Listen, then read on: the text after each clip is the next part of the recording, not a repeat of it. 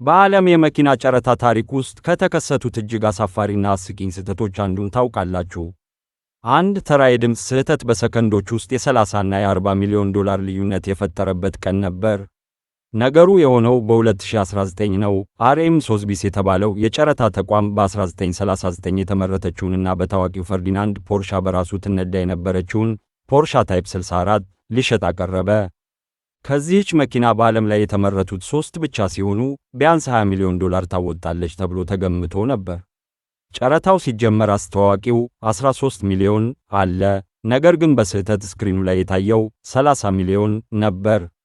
ቀጥሎ 14 ሚሊዮን ሲል ስክሪኑ 40 ሚሊዮን አሳየ።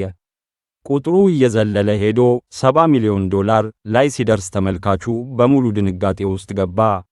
ሰዎች አዲስ የዓለም ክብረ ወሰን እየተመዘገበ መስሏቸው ደነገጡ።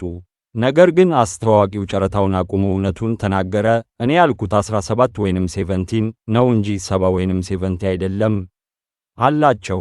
በዚህ ቋንቋና ቴክኒካል ስህተት ምክንያት በስክሪኑ ላይ የነበረው 70 ሚሊዮን ወደ 17 ሚሊዮን ሲወርድ የተሰብሳቢው ስሜት ቀዘቀዘ። ትክክለኛው ዋጋ 17 ሚሊዮን መኪናዋ እንድትሸጥ ከተተመነበት ዝቅተኛ ዋጋ በታች ስለነበር በመጨረሻ ጨረታው ተሰርዞ መኪናዋ ሳትሸጥ ቀረች። በዚህ ስህተት እርስዎ ቢሆኑ ምን ይሰማዎት ነበር? ሐሳባችሁን በኮሜንት አስቀምጡ። ለተጨማሪ አስገራሚ ታሪኮች ፎሎ ማድረጋችሁን እንዳትረሱ።